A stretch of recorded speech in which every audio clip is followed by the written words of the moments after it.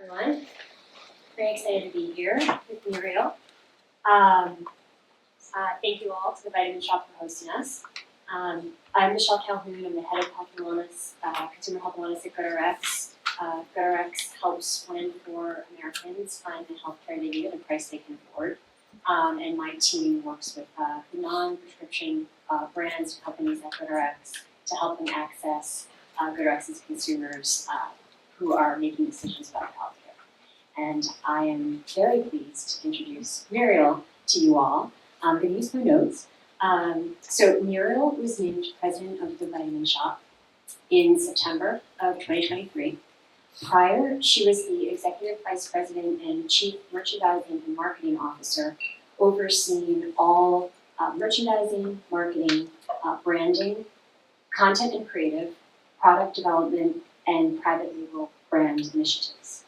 And she has a distinguished career in merchandising and beauty.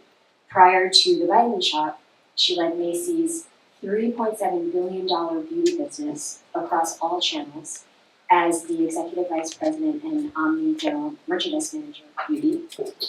And then earlier in her career, she spent 9 years at Estee Lauder North America as the senior vice president of marketing, responsible for all aspects of brand marketing, product development, and positioning for that business, which is $1.3 billion.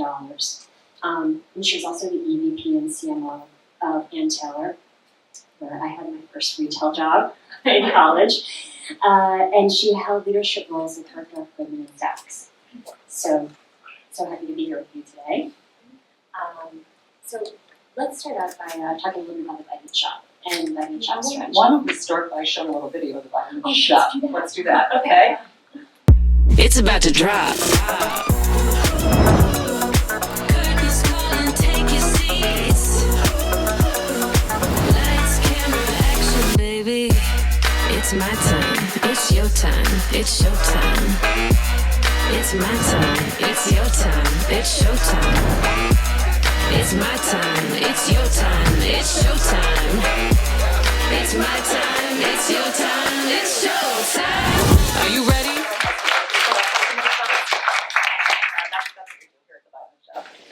Yeah.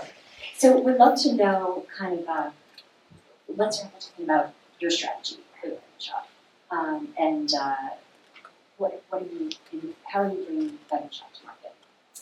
Well, I think as Lee mentioned before, we have 3 pillars of Vitamin Shoppe. It's quality, innovation, and expertise. And so it's incumbent upon us. The mission of the company is to bring good health to all of our customers and to everybody. And no matter how they define it and in which way they want to get it. So it starts with having the right assortment. And we have a broad assortment. We have the largest assortment of vitamins, minerals, and supplements in the country. We have a very long tail, as they say, because that's what we're founded on. And that's what we're here for. But in addition to the assortment that we have, our merchants are constantly searching for innovation. And not just any innovation, but it has to be quality innovation, whether it's our own brands and private brands that we develop ourselves, or whether it's going out into the market and finding creators and founders, some of whom you'll hear from later today, that are bringing innovation to the marketplace, because we really pride ourselves on being quick and nimble and bringing things first. And then the third pillar is expertise. And this is something that's been in the culture of Vitamin Shoppe since it was founded, and so that makes it easy to build upon. And the pharmacist who founded us, he really believed in supplementation. So kind of 360 now, as a supplementation expert, we're making an alliance and bringing pharma to our customers as well. But he also believed that the health enthusiasts, as we call them, have to be very well educated. And so our product education, I think, is second to none. We do it, we get a lot of input from the vendor partners, and the people that we hire really are there because they want to bring health and wellness to others. They love it, because there's a lot easier things to sell than supplements. You have to really be very, very, very knowledgeable. So quality, innovation, expertise, and that goes through everything we do. But again, starting with the assortment and then making sure that our health enthusiasts are so well educated. With innovation as a pillar, Yeah. You're on the cutting edge of Mhm. trends. How do you identify those and stay on top? Well, thank you for that one. That's a good one. So, our merchant team, and Jeff Egan's here today, you'll hear from him a little bit later. They spend a lot of time really scouring the country, the world, the internet for what's happening from a trend perspective. And then our social media team, who you'll also hear from later today, they bring things to the merchants and vice versa. So we're always very well aware if something is beginning to trend on social media. And that's the difference between maybe 5-10 years ago. Something explodes on social media so quickly, and when it does, whether it's chlorophyll, colostrum, creatine, or sleepy girl mocktail, whatever it is, we usually get the hits on that because we're known for having such a broad assortment, and generally we have the item in stock where others may not. So we scour social media. We use a service where brands want to be known, and we have great sources in the industry. You'll hear today from some of our founders that are with us right now. And we are very proud of the fact that when a founder comes to us with their brand, sometimes they started first on direct to consumer, and then they want to come to brick and mortar. And we've had very good success with bringing those kind of brands to market because we are nimble. We can lean in very, very quickly. But most importantly, we have that health enthusiast who really understands innovation. And I think a lot of the brands appreciate that. We like to think it's because we're great merchants and great marketers and all that, but it really comes down to those health enthusiasts, and everybody loves working with them. So to answer your question, we look at all kinds of things. We look at failed searches on our website to see, is there something people are looking for that we don't have, in addition to looking at everything else. And then we act quickly. When we see a new brand that we want to bring in, we just brought in a brand in 45 days from the point at which we had our first conversation.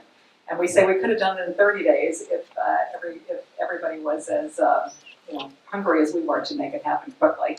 But the brand was wanted to take their time and make sure they did everything right. But we're quick, we're nimble, and I think brands appreciate that as well. But you know what? When the brands come up here later, you can ask them too. I'm sure they'll take questions about us. And so talk to us a little bit about your channel mix. How are you reaching your customers? Okay, well, channel mix, as you know, we probably do about our demand. It's about 25% of our business, but we don't fulfill it all through the website. We put a lot of emphasis on buy online, pick up in store, because we really know that if a customer comes into our store and has that interaction with the health enthusiast, it's a much richer experience than just being online. And by the way, they usually pick up something else while they're there. So we do a lot of that. We do a lot of same-day delivery now. We started this a few years ago, actually during the pandemic. We started with Instacart and we do DoorDash, we do Uber Eats, and that's become an interesting source for people who just want it that day and don't even want to wait by going to a big, large competitor. You get it that day from us. So it's same-day delivery, it's buy online, pick up in store. We also have buy online, ship from store, because as I said, we have many, many SKUs, and sometimes not all of them are in the right distribution center at the right moment, so we'll ship it from store. That helps as well. But we do know that almost 80% of our customers start their journey online. And even if they're a store customer and they like coming into the store, they enjoy that, they very often will go on our website, sometimes for education, sometimes to actually see what you can if their local store has an item in stock. And that way I know myself, if the 72nd Street store doesn't have an item in stock for some reason, I can look, and maybe a different store does that's within distance from me. So a lot of customers do that. And a lot of customers just, look around to see if there's anything new. When they come into the store, that's when they're really hit with all the innovation, because that's what we really make it a point to feature on our off-shelf spaces and to make sure that everybody sees, whether it's at a cash wrap, on a table, on a tower, what we have that's new. And even if they come in for the same thing all the time. You know, a lot of times we find that we have the opportunity to sample them on something new and make an extra sale. Thank you. How do you maintain and build that relationship with your customers once you have them? Okay, that's important.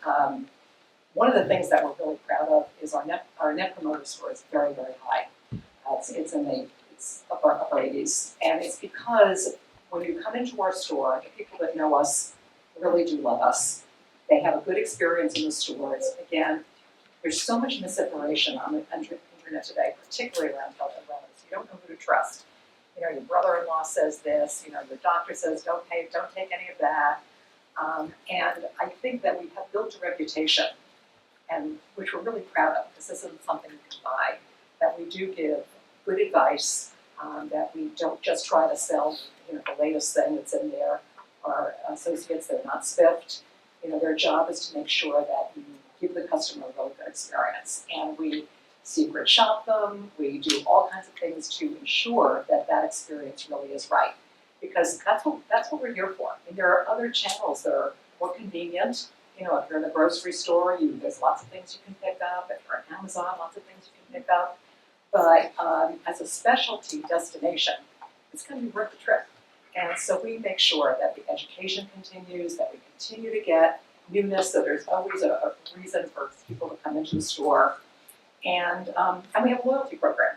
We have a really good loyalty program. Over 85% of our customers are part of that loyalty program.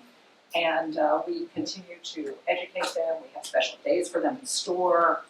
We give them surprise and delights. And as they move up the rank from bronze to silver to gold, the rewards intensify. So we do that as well. But yeah, we take that every customer seriously. We measure it every single week. We look at how we're doing, how many new customers we got. Did we get them online? Did we get them in the store? And there's usually a correlation that we've been able to map out.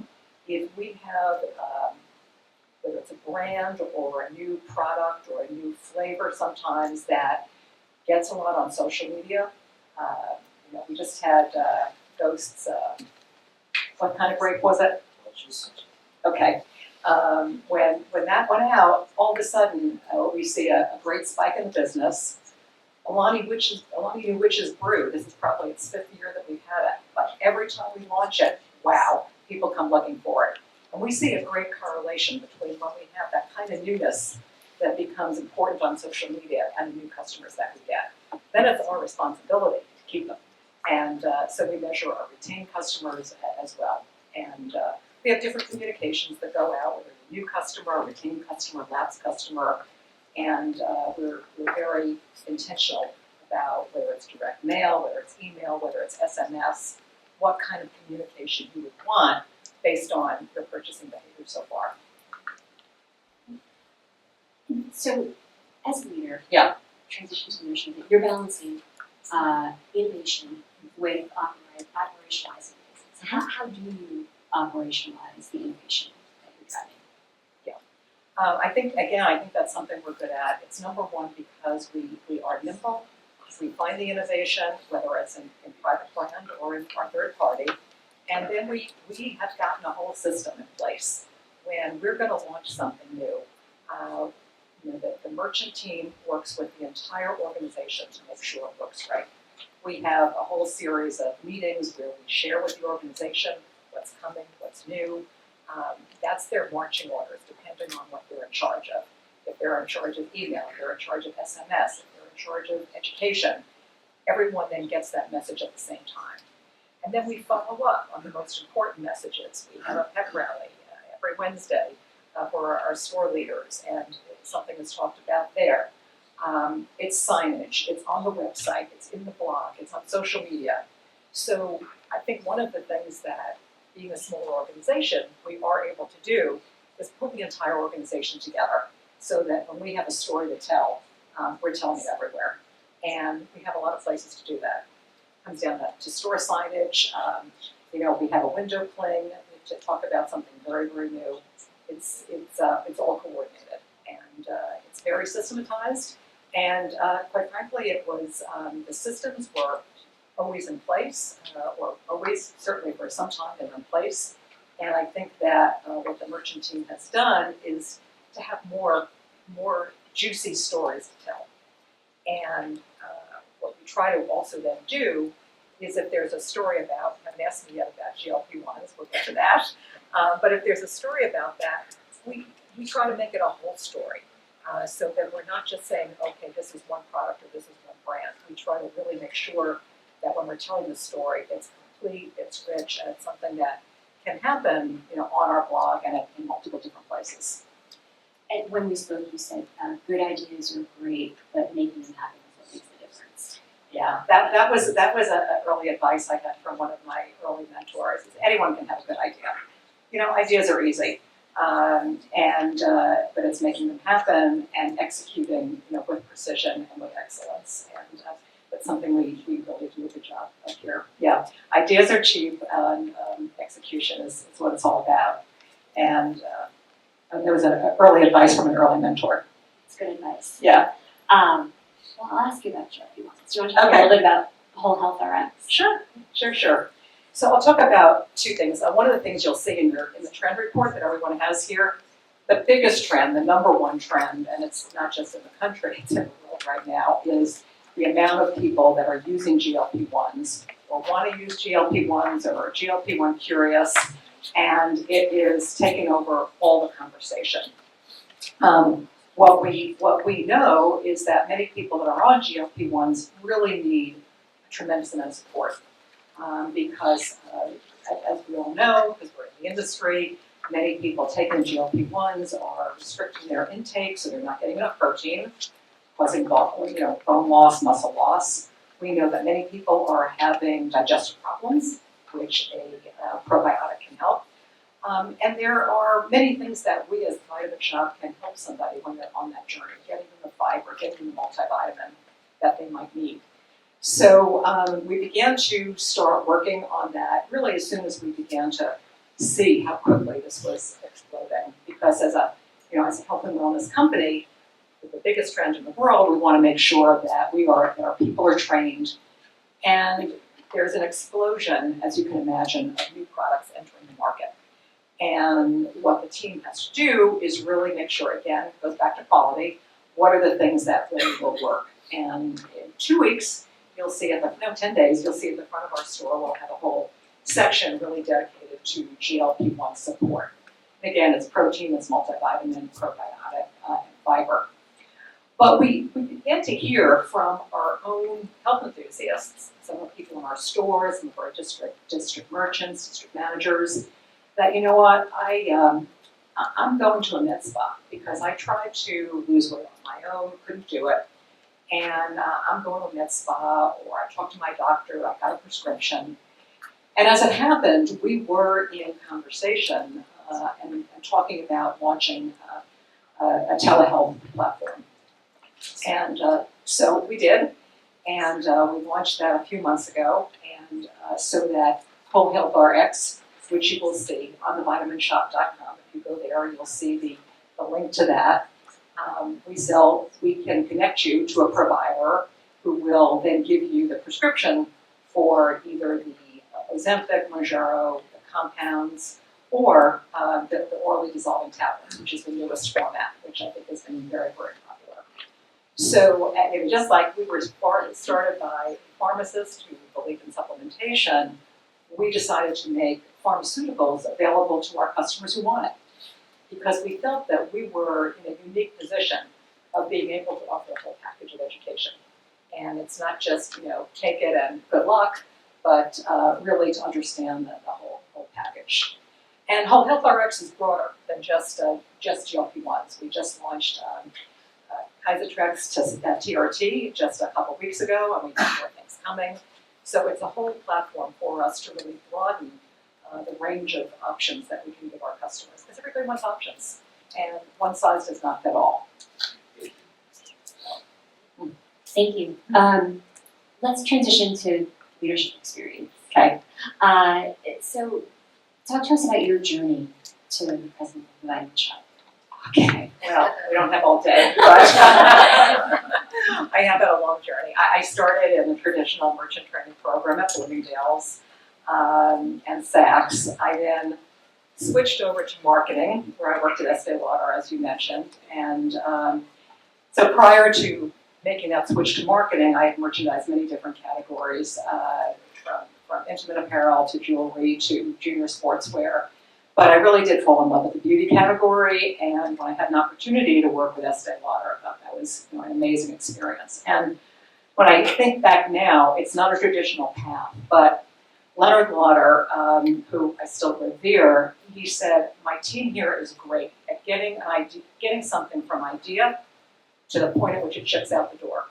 But they're not so good at knowing what happens when it gets to retail. And he said, you'll learn all that other stuff, you'll figure that out. You need to, help us understand how to make things happen at retail, because if they happen at retail, we'll get more orders. So I kind of fell into that, and the other stuff that he said was easy to learn. It wasn't so easy, but I did learn a lot, which really has been an amazing foundational part of everything that I do. I then decided to go back to retail. I had young children and wanted something a little bit more controllable of my time, because as a working mother, I always said I was trying to be in two places at the same time. And so I went to Bergdorf's. And I was at Bergdorf's. I was at Bergdorf's during 9/11, where I merchandised all the non-apparel categories, everything from home to jewelry to handbags to shoes. And then after about 5 years, and the business was absolutely on fire. We went through 9/11 together. Business got amazing. I then got an opportunity to go back into marketing, which you mentioned. I joined Dan Taylor as Chief Marketing Officer. And at the same time, I had an offer from Macy's, and it wasn't right for me. But they kept calling, and ultimately then they offered me a job doing all their product development for accessories, shoes, jewelry, and so forth. So that was another great opportunity. At Macy's then, which some of you in retail will know, they kept acquiring the May Company. They had 8 divisions, 7 divisions, 4 divisions. When it became 1 division, and put all the merchandising group together, at that point, I just had more beauty experience than anybody else, so they asked me to take that on, and so I did. And led the acquisition of Blue Mercury, as well as the integration of .com. So I'm a merchant and a marketer. And I was at a point in my life where I thought that I was done with the day-to-day, that I was busy consulting and being on some boards and having a different life. And during the pandemic, Vitamin Shoppe called and they said, well, we need a merchant here. And I said, well, and we want a merchant with beauty background. And I said, well, I can give you some names, but I can't work full-time. And they said, okay. And I called back a little bit later, and they said, well, the office is closed, so you could do it from home. Sure, that sounds interesting. So I joined in August of 2020, and very quickly realized that this is a very special place. I've worked at great companies over the years, but the mission of the Vitamin Shoppe is very, very unique. And the fact that so many people here are so committed to health and wellness, of their own personal health and wellness, as well as that of every customer that we serve in the store, that we educate the store managers so that they can carry out the mission, I realized was very, very special. And I guess I thought I'd be here for a shorter period of time, but 4 years later, still here, still loving it, and still see such growth for the Vitamin Shoppe, because more and more people care about their health and their wellness and their well-being, and we can be that trusted place, and we are. And I just love being a part of it and helping bring the ideas to life. Long answer, I know. I've had such a long career that it takes a while to tell that story, which is why I always hate getting it. It takes too long. Great, thank you. Do we have time to take questions from the audience? Okay. Okay. Questions? Hi, Jay Spalletta. First of all, that wasn't a long story. I loved your retail. Amazing. And I also think it was very bright of them to seek out someone in the beauty industry to do what you're doing. The parallels are amazing. I did read a story about you that talked about on-floor merchandising for the person who's the hustle guy who's looking for supplements versus the person who's looking for health, and how you're trying to tap into that consumer for multiple products. How do you feel your experience in the beauty industry relates to the job you have now and what's on the floor? Well, the beauty industry has a great ability for storytelling. And when you look at the specialty stores in beauty, like Sephora, like Ulta, like Blue Mercury, they tell stories well. It's not just a bunch of products on the wall or behind a counter. They're able to pull together stories that really are of interest to the consumer. And I think that training that I had really helped me in terms of working with everybody here to storytell. And you're right, we had and still have two very distinct customers. The customer who is maybe coming to get something for their joint support or to sharpen their memory or to sleep better. And in general, that customer was a little bit older and a little bit more female. And then we had a younger customer who was going to the gym and maybe wanting protein or pre-workout for that. But everything changed during the pandemic. Everybody began to be more open to learning more about different ways to help themselves. And when the gyms reopened and people started getting back to work, we began to hear from our vendors, from our stores, that men that maybe used to come in on the way to the gym and maybe they'd pick up a drink or a bar or a pre-workout, they were all of a sudden curious about greens and what role that had in their life. And so we pulled together a section called Fit Lifestyle so that we could begin to pull things together in a way that was attractive to that customer.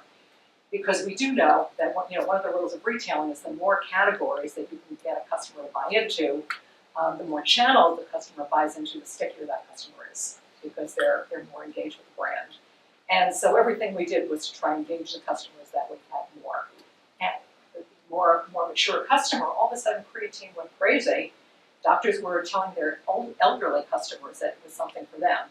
And so creatine no longer just was in the sports section or that sports guy. It's something we began to talk about with a whole host of customers because it does so many wonderful things, for many, many customers. So this is something that continues to evolve, and as new ingredients or new delivery systems or new brands come out, they're no longer pigeonholed the way they used to be. I mean, all brands are really looking at that cross-section of customers and how they can serve them best. Yeah. Does that answer your question? It does. I want to Okay. ask like 10 more. Hi, Muriel. Do you find that it's a different customer, same customers, or a lot of overlap between your online customer and your in-store customer? Do you feel the need to market or speak to them differently? It's interesting. We watch our cross-shopping, and we're always looking to improve on the cross-shopping because, again, the stickiest customer, if she buys online and in-store, and then sometimes uses the same day delivery service, that customer is the stickiest. But we do see that there are customers who only shop online and others that only go in store. And we found this out a little bit recently also because it came to light. New York State has a law now that certain products you have to prove that you're over 18, things that have to do with weight loss. And if you're having it sent to your home, you have to sign for it. So one of the things that we instituted was that quarterly we actually listened to the customer complaints from our customer service center, customer care. And this customer was enraged because she works, she's not home during the day, so she's not there to sign. And she was so mad at us because she said, you know how old I am, I'm over 60. There's no reason that I can't have this product. Well, it's a New York State law, we're complying with it. And then the helpful associate tried to say, well, you could pick it up in the store. I don't go into the store. It's out of my way. It's inconvenient. I can't do that. I want it delivered like I always had it before. But it was just an illustration. Here's a very good customer. She buys online, not because it's more convenient for her. So some people like to buy online only. Some people prefer to go in store. We're happiest if they do both, which is why one of the things I mentioned at the beginning, when a customer wants to buy online but pick up in store, that's a win for us. because she's online, she gets to see everything, she can save time, she can do some education that we have online. Once she gets into the store, we have it there ready for him or her, and there's usually something else that we can expose them to. So, yeah. So a lot of the demand the demand is like 25 to 30% online, but the actual revenue is less than that because of what we push into store. Good question. Okay. I have one quick question. How did that end with that customer? What was the? She's mad at us. She's mad at us. Even though we tried to explain that we were complying with the law. I think she grudgingly agreed that she might go into the store. Grudgingly, very grudgingly. Yeah. Before we wrap, I'm wondering if we can do a lightning round. Okay. All right, here we go. All right. Ready? What is your favorite productivity hack? All right. Back when I was working at Saks, people used to come into the office a little early, and they read the newspaper, they paid their bills, they talked to each other, they called home. And I read at the time an interview with Alan Questrom, who at the time was, I think, running Federated at that time, or maybe before then. And he said, when I get to work, I am ready to work. I read everything before I come in. I read my personal mail, I read my work mail, I pay all my bills, I talk to my wife, I work out, and when I arrive at work, I am ready to work from the minute I set foot in the door. And I just thought that was so smart, and I kind of started waking up earlier, and a little earlier, so that time in the morning is when I do, everything. I do all my reading, I do all my personal things, and so that when it's time to get online, whether it's here in the building or whether it's on the screen, like I'm all there. So that makes me productive. I've also, over the years, learned to be very disciplined about my personal time. And, in the industry, there's a lot of events you can go to and things you can do and things before work and things after work. And again, as a working mother, I was very selective. And my rule was I did what I had to do. I did everything I have to do for work and for business. I do the things I want to do because there's an interesting speaker or I think it's enriching. But I know the difference, and I don't do anything else. I'm here to work when I work. Is that okay? Really nice. Yeah. What is the best advice you've ever been given? Well, that was one piece of advice, even though it wasn't given directly to me. The other advice I think I mentioned before, ideas are cheap. Anyone can have an idea, it's execution. One other piece of advice I got from an early mentor is when you start a new job, first thing you should do is go comparison shopping because you lose your objectivity almost immediately. So do it before you're entrenched, before you know anything. Go like a customer, be objective. And while you're still objective, what you want to see is not what your competitors do poorly, which is so easy to do, but really see what they do well. And see what your competitors do well and learn from that.